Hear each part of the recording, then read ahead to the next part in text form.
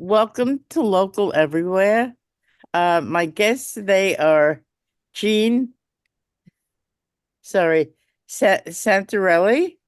and That's right. Raphael. Out of all the times I've ever known you, you have a very difficult last name. So, I'll say it for you. Rafael Badalyaka.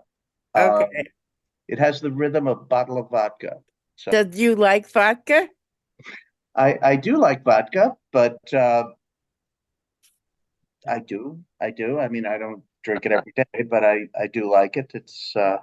I like it as a way to explain how to say my name. Oh, okay.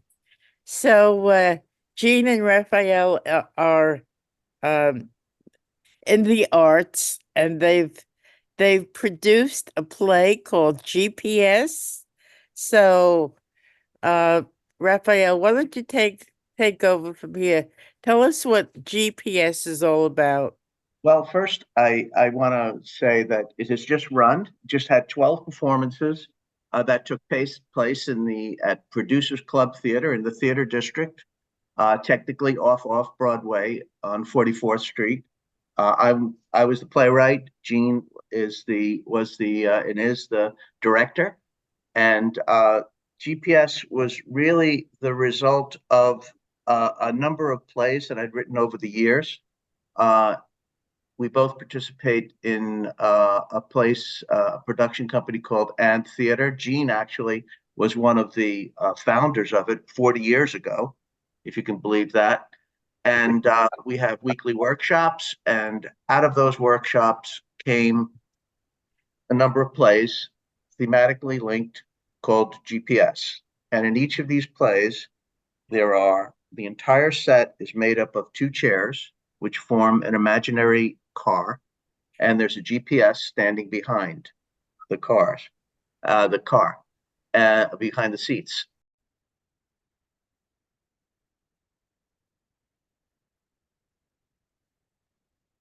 Five plays were written over a period of time and produced as short plays.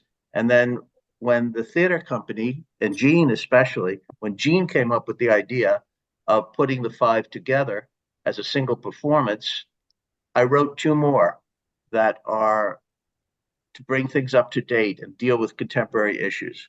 And it came off very well, thanks to Gene and the way he put it together. And so I'm sure there were a lot of challenges. We had, for this particular performance, we had 22 roles actually, managed by 10 actors, which presented its own challenges. Maybe, Gene, you want to talk about some of those challenges and how you met Oh, them? sure. Right. Well, the unique thing about the production of GPS is that Raphael came up with a actually a progression in time and sequences that lent itself very much to a journey of the GPS and all the travelers involved in the cars. So that the end result was a number of maximum of 22 actors for 22 roles, or the show can be done with as few as four people, four actors. Uh, so as that all progressed, we decided to go with actually 11 actors we ended up with because of the additional two scenes that Raphael wrote to complete the cycle.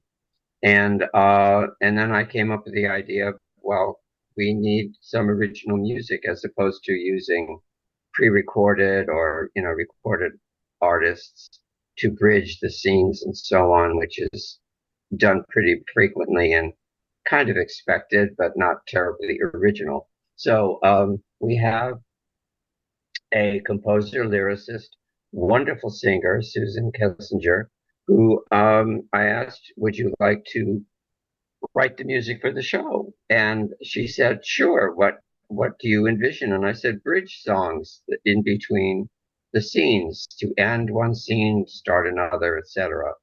So she did come up with the music for it, and it was quite an unexpected addition that worked really, really well. We also incorporated the cast to sing occasionally or rap occasionally at unexpected places.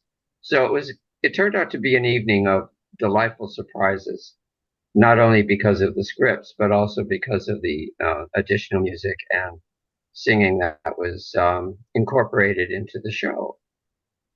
So there we have it. And Raphael wrote the last two GPS scenes, one related to the COVID experience, and then the last scene related to our now dilemma of artificial intelligence and how does that come out of GPS? How are they interacting with our everyday lives? Which leaves us in a bit of a quandary by the end of the show. Where are we going? What is happening? In the beginning, where are we going? Really, where are we traveling to in this car? To the end result, where are we going in our own personal lives, as well as internationally, nationally, locally, etc. So it's seemingly starting out like a lot of fun and bright and cheerful and funny, and then a little bit of a twist by the end. So it's quite an accomplishment on Raphael's part. So, And with that, I took it and ran with it. So there so we are. Raphael, you talk about the COVID, and what other issues did you incorporate into your play? Well, think of it this way. This is how I think of it. First, let me say before we get off the music, Gene's suggestion of the music and the way it happened was a brilliant suggestion, brilliantly pulled off. And it really gave the audience a feeling of coherence to everything that was going on. And it had this thread that went all the way through, and a thread that was made up of relevance to each of the pieces, which is sort of the music kind of anticipated or retold the story. And that was really an excellent thing. And it gave the audience a very satisfying feeling. And the ending also, where the entire cast kind of participates in the song, also gave the audience a feeling of, yes, there are challenges, but there's a hopefulness and a kind of resolution to it. Now, why did the interesting thing to me, because I learned a lot by attending the play. That might seem odd for me to say since I wrote it, but whenever you have the actors performing your words, you actually rediscover the words and learn something about them. And also, I learned a lot about the audience. First, the way it was structured, that we had each one being a separate scene. The audience clapped, first of all, laughed throughout and clapped at the end of each scene, which gave great feedback and energy to the actors, right? Normally, the actors have to wait until the end of maybe an hour and a half show to see what kind of applause they got. But the way this was structured, the music and the fact that each scene was a separate play, the audience was moved to clap and clapped and gave applause after each play. Now, one of the things about the section called Back to Normal, which was about back to normal after the COVID experience, is that, and I think Gene would agree with this, there was complete silence in the room during the back to normal, because you write a play and sometimes you feel like some of the people in the audience can relate to some of the parts of the play that are happening. But this was a case where an entire room of people could relate, because one thing that was true about them all is that they had all been through this experience together. And it was enlightening to just feel that silence. And, that's just one of the things that struck me. The other thing that strikes me is the relevance of the structure is that there isn't anybody in that room who hasn't used the GPS, right? So, I mean, that was again another communal experience. And I think it all fed into, and this is, I think, the question you're asking me is, where are we going is a Mm. big question. I mean, throughout our lives, everybody's going somewhere, right? Where are we Right. going?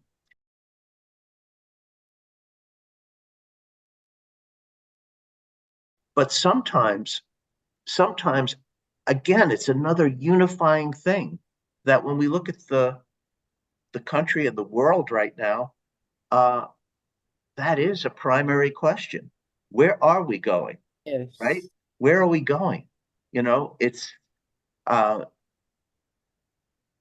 just so relevant. That's why. That's part of why it all fell into relevance.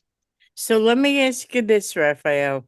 When you write something and then it's put on the stage, when the actors are reading and acting out your words, Mhm. is it always like you imagined it, or do the actors come with their own, like, perspective, and you learn something from how they're presenting it? I learned something.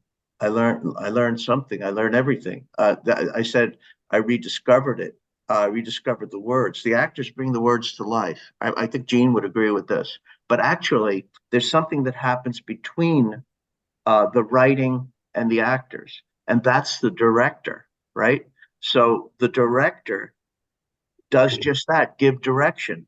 And I'm sorry to keep sort of layering relevance, but that's also what the GPS is doing, giving directions, right? So Mhm. what do you think about? I'm interested in what you think about that, Gene. That sort of the moment between the written word on the page and what you tell the actors, or the guidance you give the actors, and how the actors deliver your guidance, or maybe you have insights into that. I'm sure you do. I do. I do. I always look at scripts as the beginning point of my work and the actors and what they need to deliver once I interpret a scene or a play, and I see a vision for it as an overall, the big picture of it all, then I look for the parts that will make it work really, really well. For example, in the COVID GPS section, we had a GPS who was kind of nondescript, but of course I have to make them all personal. Each one has to have its own identity. And Raphael happened to write about her dialogue being very, very mystical, which was all well and good. But then what I did was have that GPS actually as a guru. And one of the cast members, who is Indian American, as in uh, subcontinent India, and is a fabulous actress, who has not only an American accent, which is beautiful, but also she has the traditional Indian American accent as well, which she used in that scene. So combining both of those elements, it took the scene to a whole different level. Hmm. Uh, Again, the different characters, everybody was so varied and so different, and that's what made also the show work from beginning to end, because nothing was really repeated.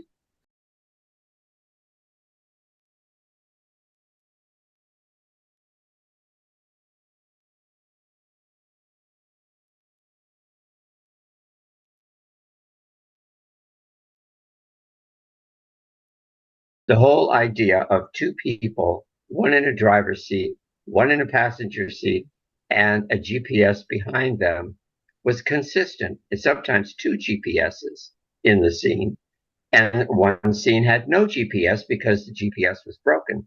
So nothing was repeated and became boring. And two actors in two seats, that was the entire set. There was nothing else. the entire cast was on the stage and came in and out of the scenes and so on. So it kept the whole show very fluid at the same time, very varied, never repetitious, and the audience never lost interest in what we were doing. So to take all of that and interpret it all together was challenging, but it was a welcome one because the vision I had for it, I thought would work. And fortunately it did. You know, we're not always successful in our artistic endeavors, but this one happened to work really well. And I've worked with Raphael before, so we've had a great working relationship, and that worked again right here. So, and I am the bridge between the writer and the performers, and then finding the performers to fill that vision, that the overall picture that Raphael is creating is quite, it's just, you know, a painting that has a lot of interest as opposed to something that's kind of rudimentary. So there you have it. I think that's pretty interesting that you should equate this with a painting when it was a stage production, right? Well, yeah, it's visual also, you know, and it's an emotional reaction.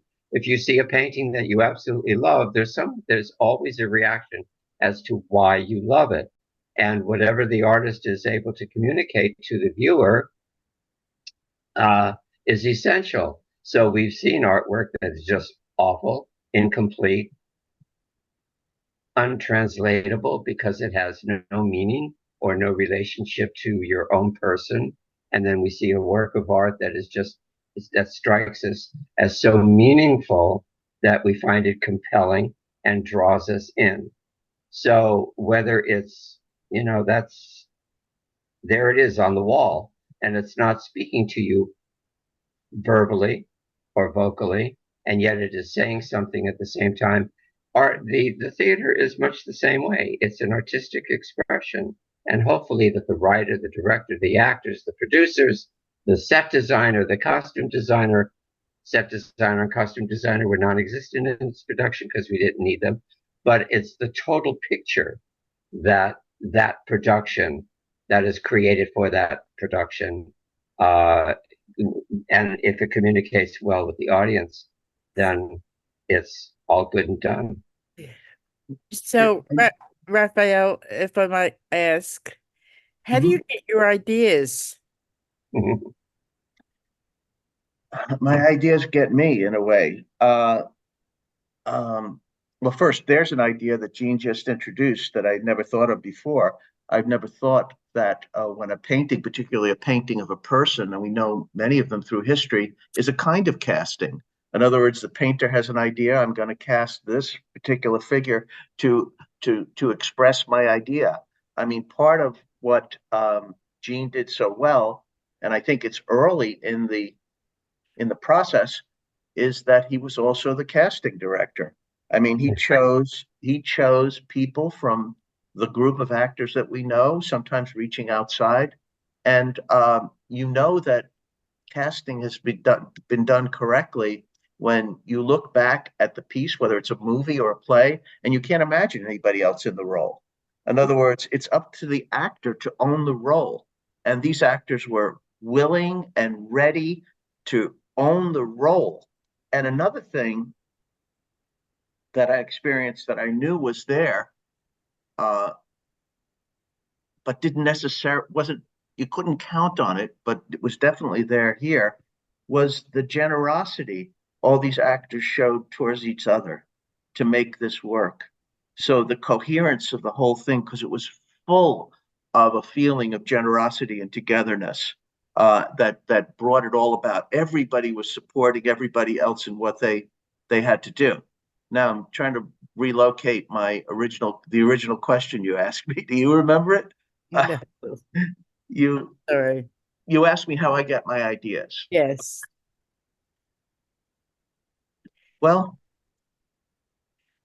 from the world, really, from observing the world, and the world includes our internal thoughts about the world. In the case of the GPS,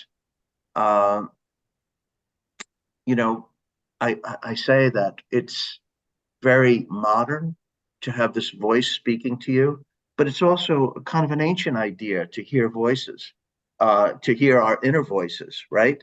And here is, it just really came out of really an experience. My wife and I were driving back from a wedding in Nantucket, and I had no sense of direction in life. You know, I always turn the wrong way. If there's two choices, I make the wrong one. So I'm very grateful to the GPS as a kind of a modern invention. My wife doesn't need it so much, and she's not so interested in it. And so there was a little bit of tension about the GPS. I wanted to follow the GPS. She might have wanted to go in a different way. And out of that, I realized that there were three people in the car, even though there was only two of us. And the third one was the GPS. And Mm. that sprung the idea. And I did the first one. And then when it came round to submitting the next year, I thought, well, this is an idea that has legs. Let's do the next one. And that was the hit and miss one with the two hitmen. And what also appeals to me is that a car with people in it is a setup, because if it's two people in the car, they're going to have a conversation, and Right. it's an enclosed space. Nobody can leave, right? So they're going to have a conversation, and the conversation is going to proceed. And I think in this play, you know, we have 7 scenes, but we could really write 100. We could write 700 of them. But in these 7, what kinds of combinations of things do you have? You have a husband and wife. We know that combination. Then you have these two hitmen, right? They're like in the same kind of organized crime under, you know, corporation. Then you have two brothers in the next one, right? Who are baseball fans. Then you have two friends who are women. Then you have a brother and sister who are twins. And then you have, again, a husband and wife, and etc. So what are the combinations? Each of these combinations creates the possibility of certain kinds of conversations, and you just follow them through, and they form in your head. I don't know how else to explain it. Like, what would this person say next? And you know, there's humor in each of them. There is humor. There has to be humor, and humor is a very refined kind of intelligence.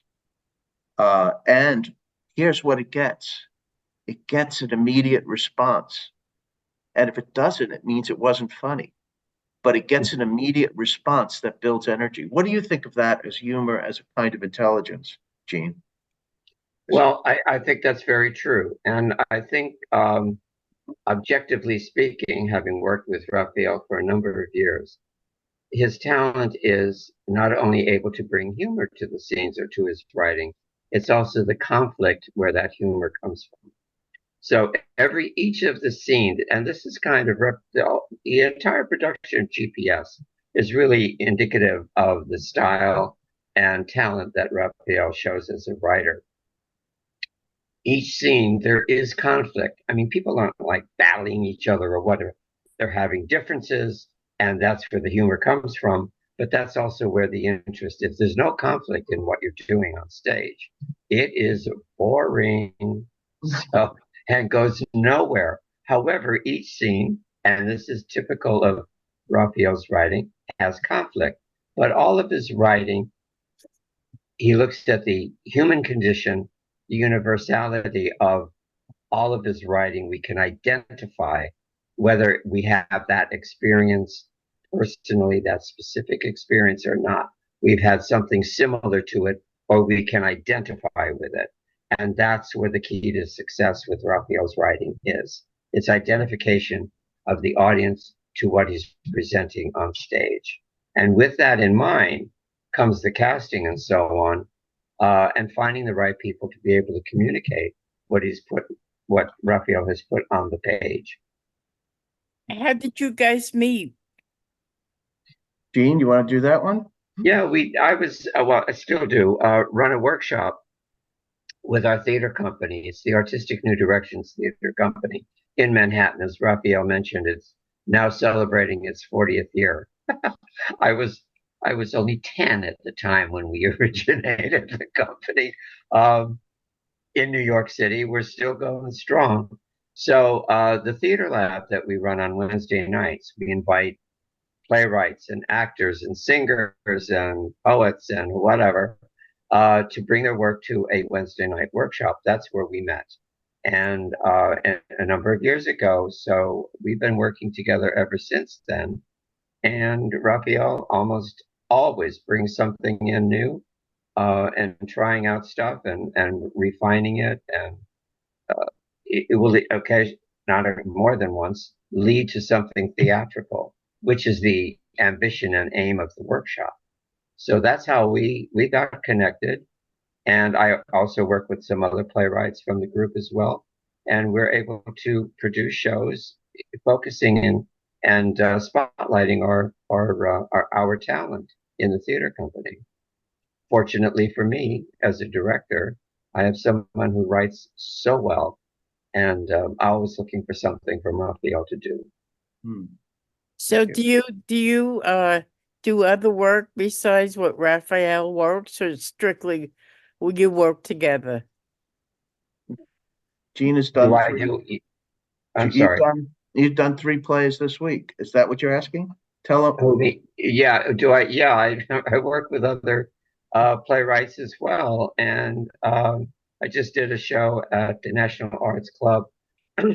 We have a thing going on right now with the Fresh Fruit Festival, it's the LGBTQ festival here in the city. Our entrant, our entry placed in the finals. Now we're going on to May 5th is when the production happens, and they'll pick the winners from that. So I have that going on. We just finished GPS. I'm in the process of working with another playwright for production. Hopefully, it's going to be done downtown at a small little theater there. I won't go into details. It's where I've directed before for the same playwright. So yeah, I'm always looking for work. Always looking for new stuff. I also do classical and traditional theater as well.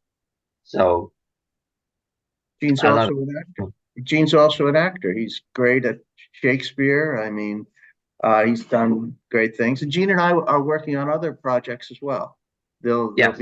They'll be coming out. We uh, always taking words and bringing them to life. What you have to do in order to do that: the directing part, the casting part, the directing part, the acting part. And I think we'll be writing some more GPS scenes as well. I feel sure about it. That I sounds agree. great. That sounds great. And whatever field you get into, um, it's you have to train your mind to think a certain way, right? Mhm. You agree? Sure. Well, train you. Uh, the thinking comes out of, it's not, let's see, it's from it's thinking, but it's also experiencing. And somehow the thinking and experiencing come together. In other words, you can set out, you can have certain ideas and go out there in the world and look for them, but maybe they're not going to match what your ideas are. But when your ideas come from experiences, when you form your ideas based upon the things that you experience, that's when you know that they're relevant. Also, another thing that we're all going through together, and this interview is making me realize how much of the success of the GPS play has to do with the fact that of recognizing things that we're all going through together, and that thing includes the audience, right? You sort of spurred it by the back to normal scene, which is the pandemic, which everyone can remember. But another thing that we're all experiencing together is technology. There's a way in which this is a technology story as well. It begins, the scenes are in the order that they were written, and they began being written, earlier in this decade. And 2011 was the first one, and even the technology of GPS changes throughout the plays, and you can see that. And so we're all on this kind of experience together. We're all in the mix here, learning and using technology in ways. So it's a technology story as well.